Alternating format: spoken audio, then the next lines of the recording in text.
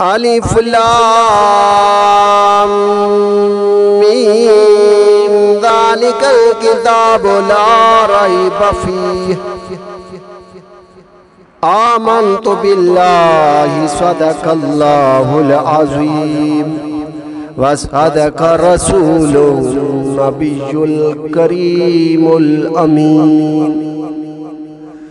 ان اللہ وملائکتہ یصلون علی النبی یا ایہا الذین آمنوا صلوا علیہ وسلموا تسلیما اللہم صلی علی سیدنا و مولانا محمد النبی الأمی الحبیب العالی القدر العظیم الجاہ وعلى آلہ وصحابہ وبارک وسلم وصلوا علیہ الصلاة والسلام علیکہ یا سیدی یا رسول اللہ الصلاة والسلام علیکہ یا سیدی یا حبیب اللہ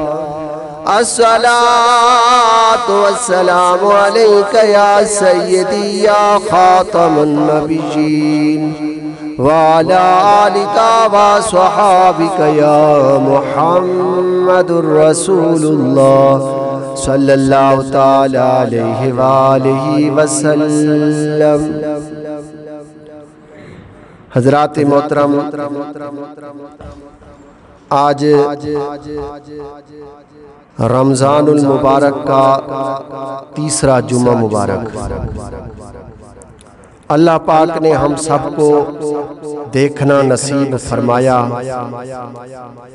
اللہ پاک کا کروڑوں مرتبہ شکر کہ اللہ پاک نے ماہ رمضان کا ہم سب کو یہ تیسرا جمعہ اور ماہ رمضان کا آج 20واں روزہ اللہ پاک نے ہم سب کو نصیب فرمایا دعا کرو اللہ رب العالمین جو میں نے آیات پڑھی ہے اس کا صحیح معنی مجھے بیان کرنے اس کا صحیح معنی مفہوم ترجمہ کرنے کی توفیق عطا فرمائے آج میں عظمت قرآن بیان کرنے لگا ہوں اللہ تبارک و تعالی نے قرآن مجید کی عظمت اور اس کی شان بیان فرمائی ہے جو میں نے آیات پڑھی اس کے اندر قرآن کی شان بیان ہوئی اللہ پاک نے قرآن پاک میں فرمایا الف لام میم ذالک الکتاب لا ریب فیہ الف لام میم یہ وہ بلند رتبہ کتاب جس میں کوئی شک نہیں ہے حضرات محترم اس عظیم کتاب میں شک ہو بھی کیسے سکتا ہے جس کو بھیجنے والا رب العالمین ہو اور جسے لانے والا فرشتوں کا سردار حضرت جبرائیل امین علیہ السلام ہو اور جس محبوب پر نازل ہوئی وہ نبیوں کا سردار رحمت للعالمین نبی ہو بھیجنے والا بھی نور ہو لانے والا بھی نور اور جس نبی پر نازل ہوئی وہ نبی بھی نور پھر یہ کتاب کیوں نہ نور و نہ لا نور ہو پیارے دوستو دنیا کی تمام کتابیں ایک طرف مگر قرآن مجید کا مقابلہ نہیں کر سکتا اس لیے بھی کہ ان تمام کتابوں کے مصنف لکھنے والے انسان ہیں لیکن قرآن مجید کا مصنف لکھنے والا خالق انسان ہے اور اس لیے بھی یہ تمام کتابیں ہماری زندگی کے کسی ایک حصے کی طرف ہماری رہنمائی کرتی ہیں مثلا طب و حکمت کی کتابیں صرف جسمانی بیماریوں کا علاج بتاتی ہیں ریاضی کی کتابیں صرف شمار کرنا بتاتی ہیں منطق کی کتابیں صرف استدلال کرنا سکھاتی ہیں فقہ کی کتابیں صرف فقہی مسائل کا تذکرہ کرتی کرتی ہیں، تاریخ کی کتاب صرف گزرے ہوئے واقعات سناتی ہے، لیکن قرآن مجید فقہ ہو یا منطق، فلسفہ ہو یا سائنس، قانون ہو یا ادب، تاریخ ہو یا جعفریہ، دینیات ہو یا سیاست، معاشیت ہو یا معاملات، گویا یہ کتاب ہر موضوع اور ہر عنوان پر حاوی ہے۔ جامع کتاب جسے اللہ تبارک و تعالی نے ارشاد فرمایا وَلَا أَصْغَرَ بٹن بند کر کوئی سوچ لو صلو علی الحبیب صلی اللہ تعالی علی محمد صلی اللہ تعالی علیہ وآلہ وسلم۔ جیسا کہ اللہ تبارک و تعالی نے ارشاد فرمایا وَلَا أَصْغَرَ مِنْ ذَلِكَ وَلَا أَكْبَرَ إِلَّا فِي كِتَابٍ مُبِينٍ، اور نہ اس سے چھوٹی اور نہ اس سے بڑی کوئی چیز نہیں مگر اس کی روشن کتاب میں موجود ہے۔ اور اللہ تبارک و تعالی نے دوسرے مقام پر فرمایا 7ویں پارے میں اللہ تعالیٰ نے ارشاد فرمایا وَلَا رَطْبٍ وَلَا يَابِسٍ إِلَّا فِي كِتَابٍ مُبِينٍ، اور نہیں ہے کوئی تر اور خشک مگر روشن کتاب میں موجود ہے۔ اور اللہ تبارک و تعالی نے ارشاد فرمایا 20ویں پارے میں اور جتنے غائب اور آسمانوں اور زمینوں کے ہیں سب اس روشن کتاب میں موجود ہیں۔ تبیان لکل شیء، اس میں ہر چیز کا بیان ہے، ہر چیز کا ذکر کرنے والی یہ کتاب ہے۔ جس طرح اس کتاب میں ہر چیز کا بیان ہے، اسی طرح یہ کتاب سب کے لیے نمونہ حیات بھی ہے۔ اللہ تبارک و تعالی نے ارشاد فرمایا یا ایھا الناس قد جاءکم موعظۃ من ربکم، اے لوگو تمہارے رب کی طرف سے تمہارے پاس نصیحت آ گئی ہے۔ اسی آیات کریمہ میں تمام لوگوں کو مخاطب کیا گیا ہے، ان میں کوئی ڈاکٹر ہو یا وکیل، تندرست ہو یا علیل، مزدور ہو یا مستری، تاجر ہو یا محنت کش، انجینئر ہو یا مکینک، امیر ہو یا غریب، صغیر ہو یا کبیر، نعت خواں ہو یا واعظ، ان پڑھ ہو یا عالم، مرد ہو یا عورت، قرآن مجید سب کے لیے نصیحت ہے۔ حضرات محترم، سابقہ کتب سماویہ یعنی دوسری کتابیں اپنی پہچان کے سلسلے میں خاموش ہے، مگر قرآن مجید وہ عظیم کتاب ہے جس نے اپنا پورا تعارف ہمیں کروا دیا۔ ہم نے قرآن سے سوال کیا کہ تجھے کس نے نازل کیا، تو قرآن مجید نے خود جواب دیا وَإِنَّهُ لَا تَنزِيلٌ مِّن رَبِّ الْعَالَمِينَ، اور بے شک یہ قرآن رب العالمین کا اتارا ہوا ہے۔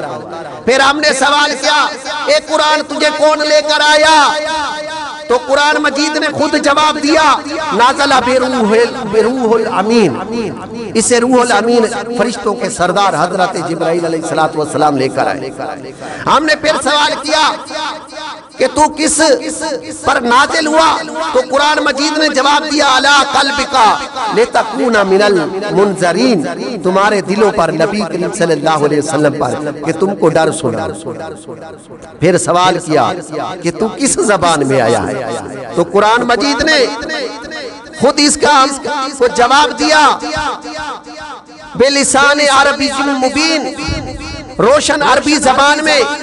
ہم نے پھر سوال کیا کہ تو کب آیا، قرآن مجید نے جواب دیا شہر رمضان الذی انزل فیہ القرآن، رمضان کے مہینے میں قرآن مجید اتارا گیا۔ ہم نے پھر سوال کیا اے قرآن رمضان میں دن بھی ہوتا ہے رات بھی ہوتی ہے، تو رات کو آیا یا دن کو آیا، تو قرآن نے خود جواب دیا انا انزلناہ فی لیلۃ القدر، بے شک ہم نے قرآن مجید کو لیلۃ القدر میں اتارا۔ حضرات محترم، زبور، تورات، انجیل پوری کی پوری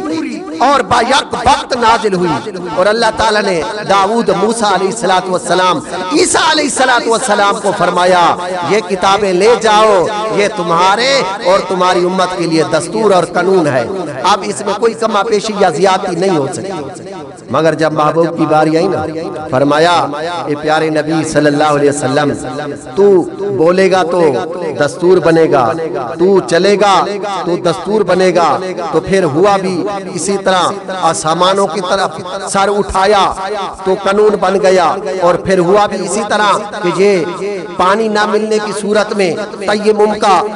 حکم آ گیا، سفر کی صورت میں روزہ قضا کرنے کا بھی حکم آ گیا، محبوب کے چاہنے پر بیت اللہ کعبہ بنا دیا گیا۔ اس لیے تو اللہ تعالیٰ نے ارشاد فرمایا لا اکراہ فی الدین، دین میں جبر نہیں ہے، آسانی ہے دین میں۔ ہمارا دین تمام دینوں سے افضل و اعلیٰ ہے اور آسان بھی ہے، پھر بھی ہم اگر عمل نہ کریں تو ہماری بات کی سمجھی ہے، ہماری بات کی سمجھی ہے۔ اور پھر یہ بھی کہ سابقہ انبیاء کرام علیہ السلام کو کتاب لینے کے لیے جانا پڑتا تھا۔ حضرت موسیٰ علیہ السلام تورات لینے کے لیے کوہ طور پر چڑھ گئے، حضرت عیسیٰ علیہ السلام کو انجیل حاصل کرنے کے لیے انتظار کرنا پڑا۔ مگر جب محبوب کی باری آئی، فرمایا سونیا محبوبہ، تجھے کتاب لینے کے لیے کسی پہاڑ پر چڑھنے کی کوئی ضرورت نہیں ہے، تجھے کتاب لینے کے لیے کھلے آسمان کے نیچے انتظار کرنے کی بھی کوئی ضرورت نہیں۔ گویا فرمایا اے کملی والے آقا، اگر آپ مکے میں ہوں گے تو قرآن اور جبرائیل مکے میں آئیں گے، اگر آپ مدینے میں ہوں گے تو قرآن کو جبرائیل مدینے میں لے کر آئے گا۔ پیارے دوستو، قرآن مجید میں آپ دیکھ لیں، جب بھی سورت شروع ہوتی ہے نا، کوئی سورت مکی ہوتی ہے، کوئی سورت مدنی ہوتی ہے۔ اس کا کیا مطلب ہے؟ جب نبی کریم صلی اللہ علیہ وسلم مکے میں تھے، حضرت جبرائیل علیہ السلام قرآن لے کر آئے تو اس سورت کا نام مکی رکھ دیا گیا۔ جب نبی کریم صلی اللہ علیہ وسلم مدینے پاک میں تھے، حضرت جبرائیل علیہ السلام اس وقت جب مدینے میں قرآن پاک لے کر آئے، نبی پاک بھی مدینے پاک میں تھے، تو اس وقت اس سورت کا نام مدنی رکھ دیا گیا۔ سورت مکی اور سورت مدنی، تمام سورتوں میں آپ دیکھ لیں، جو مکے میں اتری اس کا نام مکی، جو مدینے میں اتری اس کا نام مدنی۔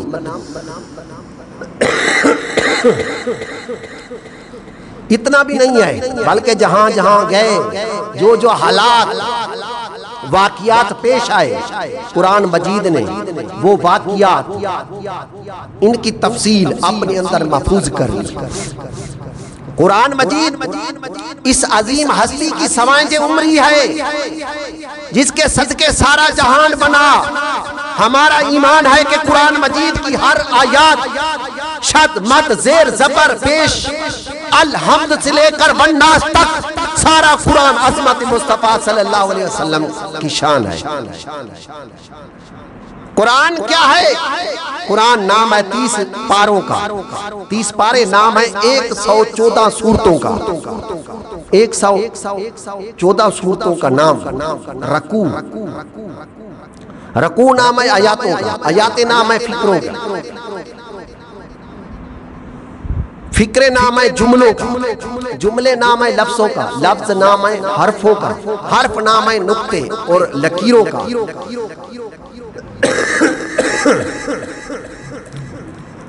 نقطے اور لکیریں نام ہے شد مد کا، شد مد اعراب کا، اعراب نام ہے زیر زبر پیش کا، زیر زبر پیش نام ہے آواز کا، اور آواز نام ہے محمد مصطفیٰ صلی اللہ علیہ وسلم کی زبان پاک کا۔ وہ دانہ سبل ختم رسول مولا کل، جس نے غبار راہ کو بخشا، فراغ وادی سینہ، نگاہ عشق و مستی میں وہی اول، وہی آخر، وہی قرآن، وہی فرقان، وہی یاسین، وہی طٰہٰ۔ حضرات محترم، اعجاز قرآن میں سے ہے کہ اسے یاد کرنا بہت آسان ہے۔ قرآن مجید سے پہلے جتنی بھی کتابیں نازل ہوئی ہیں وہ کسی کو زبانی یاد نہیں تھی سوائے صاحب کتاب کی۔ اللہ تعالیٰ نے ارشاد فرمایا وَلَقَدْ يَسَّرْنَا الْقُرْآنَ لِلذِّكْرِ، اور ہم نے قرآن کو یاد کرنے کے لیے آسان کر دیا ہے۔ تفسیر البیان زیر آیات ذالک الکتاب میں فرماتے ہیں کہ جب اللہ تعالیٰ نے حضرت موسیٰ علیہ السلام پر تورات نازل فرمائی، حضرت موسیٰ علیہ السلام پر جب تورات نازل کی تو وہ 1000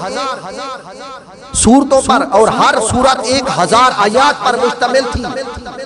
حضرت موسیٰ علیہ السلام نے عرض کیا الہی میرے مولا اس کتاب کو کون پڑھے گا اور کون اسے زبانی یاد کرے گا؟ تو خداوند تعالیٰ نے جواب دیا اے موسیٰ علیہ السلام میں نے اپنے محبوب پر اس سے بھی زیادہ ضخیم کتاب نازل فرماؤں گا۔ موسیٰ علیہ السلام نے عرض کی الہی ان کی امت اسے کیسے پڑھ سکے گی جبکہ ان کی عمریں بھی بہت تھوڑی ہوں گی؟ خداوند تعالیٰ نے فرمایا اے موسیٰ علیہ السلام میں ان پر وہ کتاب ایسی آسان کر دوں گا کہ ان کے چھوٹے چھوٹے بچے بھی اسے صحیح پڑھ سکیں گے۔ کوئی کہتا ہے جاگیردار بہتر ہے، کوئی کہتا ہے سرمایہ دار بہتر ہے، کوئی کہتا ہے مالدار بہتر ہے، کوئی کہتا ہے دنیا دار بہتر ہے، کوئی کہتا ہے وزیر مشیر بہتر ہے، کوئی کہتا ہے سفیر بہتر ہے، کوئی کہتا ہے امیر بہتر ہے، لیکن کملی والے آقا نے فرمایا سرور دو جہانوں کے سردار نے فرمایا کہ خیرکم من تعلم القرآن وعلمہ، تم میں بہتر وہ ہے جو قرآن پاک سیکھے اور دوسروں کو سکھائے۔ اس لیے تو قیامت کے دن قرآن مجید پڑھنے والے کا درجہ بلند ہوگا۔ حافظ قرآن کا تو کیا کہنا، سبحان اللہ۔ حضرت عبداللہ بن عمر رضی اللہ تعالیٰ نے روایت فرماتے ہیں رسول کریم رؤوف الرحیم صلی اللہ علیہ وسلم نے فرمایا کہ قیامت کے روز حافظ قرآن کو کہا جائے گا پڑھتا جا اور سیڑھیاں چڑھتا جا، جیسا کہ دنیا میں تو ٹھہر ٹھہر کر پڑھتا تھا، بس جہاں تو آخری آیات پڑھے گا وہی تیری منزل ہوگی۔ حضرت معاذ بن جبل رضی اللہ تعالیٰ روایت فرماتی ہے حضور نبی کریم رؤوف الرحیم صلی اللہ علیہ وسلم نے فرمایا جو شخص قرآن پڑھے اس پر عمل بھی کرے تو اس کے والدین کو تاج پہنایا جائے گا جس کی روشنی سورج کی روشنی سے بھی زیادہ ہوگی۔ تو محترم اور پیارے اسلامی بھائیو، قرآن پاک کی کتنی فضیلتیں ہیں، کتنی برکتیں ہیں۔ جو صرف اپنے بچوں کو قرآن پڑھائے گا یا قرآن کا حافظ بنائے گا، عالم بنائے گا، تو کل قیامت کے دن یہ نہیں کہا کہ اس کے والدین گناہگار ہوں گے تو ان کو میں تاج نہیں پہناؤں گا، نہیں، اللہ پاک نے کہا ہے کہ اگر والدین گناہگار ہوں گے، خطا کار ہوں گے، قرآن کا صدقہ میں ان کو بخش بھی دوں گا اور ان کے سر پر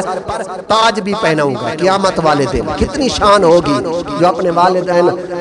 جو اپنے بچوں کو قرآن پاک پڑھاتے ہیں، ان کے والدین کی کیا شان ہوگی، پھر خود حافظ قرآن کی کیا شان ہوگی۔ قیامت کے دن لوگ حساب کتاب دے رہے ہوں گے، لیکن یہ اللہ کے عرش کے سائے کے نیچے تاج، اللہ پاک ان کو عزت کا تاج پہنائے گا، اور اس کی روشنی اتنی ہوگی کہ سبحان اللہ سورج کی روشنی سے بھی زیادہ روشنی۔ یہ قرآن کا فیضان ہے۔ قرآن پڑھنا چاہیے، قرآن کو سیکھنا چاہیے،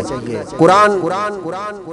کی زیارت کرنی چاہیے۔ جس کو قرآن نہیں آتا وہ کم سے کم اٹھا کر اس کو چوم سکتا ہے، آنکھوں سے لگا سکتا ہے۔ اس کو دیکھنا بھی ثواب، اس کا چھونا بھی ثواب، اس کا سننا بھی ثواب۔ جس کے پاس موبائل ہے وہ اس کو موبائل کے اندر اپنے قرآن پاک سنے، اس کی تلاوت سنے، قرآن پاک کی میموری کارڈ کے اندر بھرا کر، تو اس کو ثواب ملے گا۔ محبت ہوگی نا، کسی کو محبت ہے جلال کے ساتھ، وہ جلال چاہنے کے گانے بھرائے گا۔ کسی کو کس کے ساتھ محبت ہے؟ جس کے ساتھ محبت ہوگی اس دنیا کے اندر وہ اسی کے ساتھ ہوگا، یہ سمجھ لو، بس اٹل فیصلہ ہے۔ جس کو نبی کی سنت کے ساتھ محبت ہوگی وہ سنت سجائے گا، اور نبی کریم صلی اللہ علیہ وسلم جب قبر میں جائے گا تو سبحان اللہ فرشتے دیکھیں گے تو کہیں گے کہ اس کے پاس تو بھی شناسی کارڈ پکا ہے، یہ تو نبی کا سچا غلام ہے۔ عشق رسول بھی ہو، اکیلی داڑھی رکھنے سے کچھ نہیں ہوگا، ہو گستاخ رسول ہو داڑھی رکھے تو پھر اس کو داڑھی فائدہ نہیں دے گی۔ داڑھی بھی رکھے اور عشق رسول بھی ہو سینے کے اندر، قرآن کی محبت بھی ہو، آل رسول کی محبت بھی ہو، اور نبی و ولیوں کی محبت بھی ہو دل کے اندر، تو اس کی داڑھی بھی کامیاب ہے، قرآن پڑھنا بھی کامیاب ہے، نماز بھی کامیاب ہے۔ اور جو اپنے والدین کا نافرمان ہے اس کے لیے بھی پھر عذاب ہی عذاب ہے دنیا آخرت میں۔ تو کوشش کیا کریں قرآن بھی پڑھیں، نماز بھی پڑھیں، خصوص بالخصوص ابھی رمضان شریف کا مہینہ چل رہا ہے، الحمدللہ اللہ پاک نے ہم سب کو نصیب فرمایا ہے۔ یہ تو قسمت والوں کی بات ہے، قسمت کی بات ہے، پھر آئندہ رمضان نہ جانے ہم میں سے کون ہوگا کون نہیں ہوگا، ایک سانس کا بھی بھروسہ نہیں ہے۔ ہم اپنے ہاتھوں سے میت اٹھاتے ہیں، قبر میں اتارتے ہیں، اس کی قبر پر مٹی ڈالتے ہیں، لیکن یہ ہم بھول جاتے ہیں کہ ہمارے ساتھ بھی ایسا ہونے والا ہے ان قریب، آج نہیں تو کل نہیں تو مہینے بعد، ہفتے بعد، سال بعد، 2 سال، اس فانی جہان میں کوئی بھی نہیں رہا۔ اللہ کے پیارے محبوب، کتنے پیارے محبوب، ولی نبی آئے، کوئی بھی نہیں رہا۔ آخر یہ دنیا فنا ہے، تو اس کے لیے آخرت کے لیے جس میں ہمیں زیادہ رہنا ہے، اس کے لیے ہمیں فکر کرنی چاہیے، نمازیں پڑھنی چاہیے، جتنا ہو سکے ایمانداری کے ساتھ چلیں، اللہ رسول کے ساتھ سچی عقیدت محبت رکھیں، اور جھوٹ، غیبت، چغلی، حسد، بغض، ان چیزوں سے بچیں،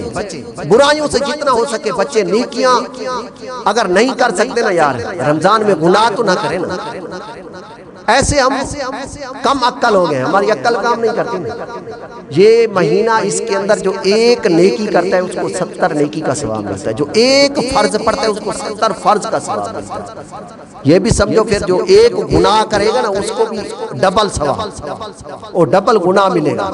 یہ بھی سمجھا کرو، جتنا ثواب زیادہ ہے اتنا عذاب بھی زیادہ ہوگا۔ کوشش کیا کریں اللہ والوں کے ساتھ محبت رکھیں، جو دین پر چلتے ہیں ان کی مذاق نہیں اڑایا کریں۔ خدا کی قسم آج کل ہم نے مولویوں کو حقیر سمجھا ہے تو ہم خود حقیر ہو گئے ہیں۔ اللہ پاک کے پیارے محبوب صلی اللہ علیہ وسلم کی حدیث ہے، نبی کریم صلی اللہ علیہ وسلم نے فرمایا کہ جو بھی عالم دین ہے، جس نے عالم دین کی زیارت کی، عالم دین متقی پرہیزگار کی میں بات کر رہا ہوں، عام عالم دین نہیں، جو متقی پرہیزگار عاشق رسول ہے، اس کی جس نے زیارت کی، نبی کریم صلی اللہ علیہ وسلم نے فرمایا ہے اس نے میری زیارت کی۔ جس نے عالم دین کے پیچھے ایک نماز پڑھی، اس نے میرے نبی کے پیچھے یعنی نماز پڑھی۔ کتنی یہ کسی وڈیرے کے لیے یہ حدیث آئی ہے، عالم دین کے لیے، یہ مولوی کے لیے ہے نا۔ ہم کہتے ہیں ملا، مولوی، یہ کیا ہے؟ نبی ان کی شان بیان کر رہا ہے۔ مولویوں کو تو یہ ناز ہے، تمہیں کس چیز کا ناز ہے؟ الحمدللہ مولویوں کے لیے اللہ کا رسول، دونوں جہاں کا سردار کہہ رہا ہے کہ جو مولوی سے محبت رکھے گا، عالم دین سے محبت رکھے گا، عالم دین وہ جو اللہ رسول کا پاہم باندھ ہو، شریعت کا پابند ہو۔ ٹھڑکو سڑکو مولوی کی بات نہیں ہو رہی ادھر، جو اللہ والا ہو، متقی پرہیزگار ہو، اس عالم دین کا یہ فضیلت ہے اس کی۔ نبی کریم صلی اللہ علیہ وسلم نے اس کو یہ فضیلت بخشی ہے، عطا کر دی ہے کہ جس نے عالم دین سے محبت کی اس نے مجھ سے محبت کی، جو متقی پرہیزگار عالم دین ہے۔ دعا کرو اللہ رب العالمین ہم سب کو عالم دین سے محبت رکھنے، اولیاء اللہ سے محبت رکھنے، اور نبیوں ولیوں کی سچی غلامی، اہل بیت آل رسول سے محبت رکھنے کی ہم سب کو اللہ پاک توفیق عطا فرمائے۔ جن اسلامی بھائیوں نے سنتے نہیں پڑھی وہ سنتے ادا فرما لیں۔ آمین وما علینا الا البلاغ المبین۔